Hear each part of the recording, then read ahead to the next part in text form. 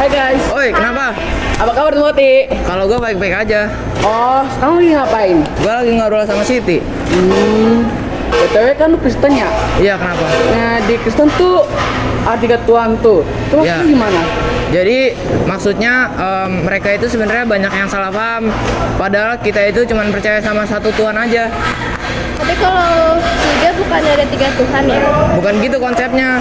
Jadi Tuhan itu ada Tritunggal, Allah Bapa, Putra, sama Roh Kudus.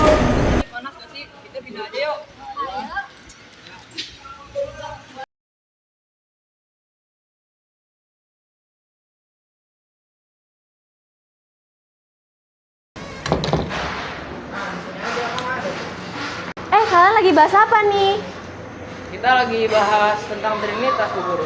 Oh, Trinitas dalam Kristen ya. Jadi betul sekali, di Kristen itu ada namanya Trinitas atau biasa dipanggil Tritunggal. Ada Allah Bapa, Putra, dan juga Roh Kudus. Allah Bapa itu biasanya yang mengatur semuanya. Sedangkan Putra itu adalah bentukan Tuhan dalam wujud manusia. Sedangkan Roh Kudus itu ada di setiap hati para Kristiani yang biasa membimbing orang umat-umat Kristiani. Iya, kayak air, tapi berbentuk cair, gas atau uap, tapi tetap air. Oh, jadi maksudnya bukan 3 Tuhan yang berbeda ya? Iya, betul sekali. Di Kristen itu kita tetap monoteis atau mempercayai satu Tuhan, tapi kita percaya bahwa di satu Tuhan itu ada pribadi yang berbeda-beda namun tetap berhubungan.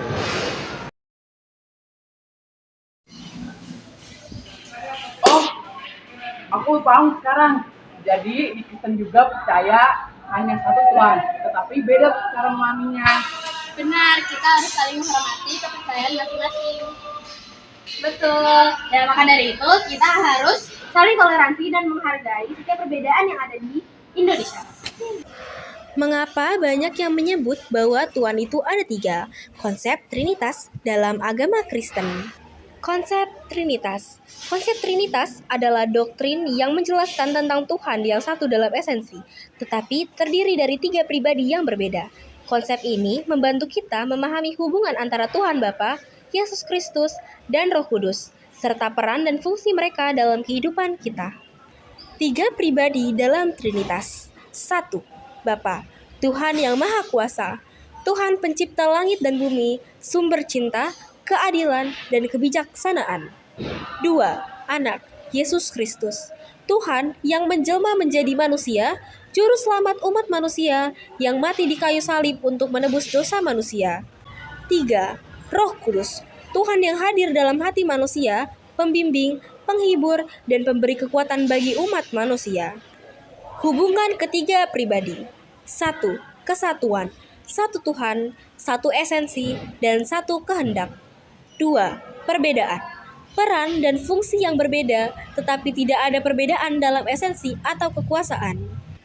Trinitas dalam Alkitab terdapat pada 1 Matius 28 ayat 19. Pergilah, jadikanlah semua bangsa muridku dan baptislah mereka dalam nama Bapa dan Anak dan Roh Kudus. Kedua, terdapat pada Yohanes 14 ayat 26, Roh Kudus yang akan diutus oleh Bapa dalam namaku, dialah yang akan mengajarkan segala sesuatu kepadamu. 3. Terdapat pada 1 Yohanes 5 ayat 7, karena ada 3 yang memberi kesaksian di surga, Bapa, Firman, dan Roh Kudus, dan ketiganya adalah 1. Manfaat memahami Trinitas. 1. Lebih memahami sifat dan karakter Tuhan. Konsep Trinitas membantu kita memahami bahwa Tuhan adalah satu dalam esensi, tetapi memiliki 3 pribadi yang berbeda. Ini membantu kita memahami sifat dan karakter Tuhan yang lebih kompleks. 2. Meningkatkan iman dan kepercayaan kita kepada Tuhan. Memahami konsep Trinitas dapat membantu kita meningkatkan iman dan kepercayaan kita kepada Tuhan. Kita dapat lebih memahami bahwa Tuhan adalah satu yang memiliki kuasa dan kebijaksanaan yang tak terbatas. 3. Membantu kita memahami peran dan fungsi Tuhan dalam kehidupan kita. Konsep Trinitas membantu kita memahami peran dan fungsi Tuhan dalam kehidupan kita. Kita dapat lebih memahami bahwa Tuhan Bapa adalah pencipta, Tuhan Anak adalah juru selamat, dan Tuhan Roh Kudus adalah pembimbing. 4. Meningkatkan kesadaran akan kehadiran Tuhan dalam kehidupan kita. Memahami konsep Trinitas dapat membantu kita meningkatkan kesadaran akan kehadiran Tuhan dalam kehidupan kita. Kita dapat lebih memahami bahwa Tuhan selalu hadir dalam kehidupan kita, baik dalam bentuk Bapa, Anak, maupun Roh Kudus. 5. Membantu kita memahami hubungan antara Tuhan dan manusia. Konsep Trinitas membantu kita memahami hubungan antara Tuhan dan manusia. Kita dapat lebih memahami bahwa Tuhan memiliki hubungan yang sangat erat dengan manusia, dan bahwa Tuhan selalu berusaha untuk berkomunikasi dengan manusia. 6. Meningkatkan kesadaran akan kasih Tuhan. Memahami konsep Trinitas dapat membantu kita meningkatkan kesadaran akan kasih Tuhan. Kita dapat lebih memahami bahwa Tuhan memiliki kasih yang tak terbatas dan tak bersyarat, dan bahwa Tuhan selalu berusaha untuk menunjukkan kasih-Nya kepada manusia. Tindakan 1. Mengakui dan menghormati Tuhan sebagai 1 dalam esensi dan 3 dalam pribadi. Kita dapat mengakui dan menghormati Tuhan sebagai salah satu yang memiliki 3 pribadi yang berbeda, yaitu Bapa, Anak, dan Roh Kudus. 2. Meningkatkan iman dan kepercayaan kita kepada Tuhan. Kita dapat meningkatkan iman dan kepercayaan kita kepada Tuhan dengan memahami bahwa Tuhan adalah satu yang memiliki kuasa dan kebijaksanaan yang tak terbatas. 3. Menerapkan konsep Trinitas dalam kehidupan sehari-hari.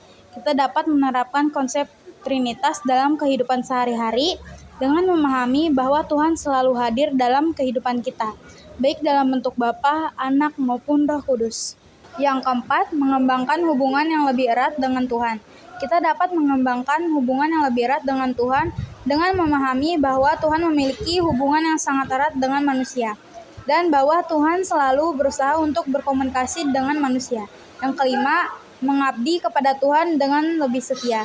Kita dapat mengabdi kepada Tuhan dengan lebih setia dengan memahami bahwa Tuhan adalah satu yang memiliki kuasa dan kebijaksanaan yang tak terbatas, dan bahwa Tuhan selalu berusaha untuk menunjukkan kasih-Nya kepada manusia.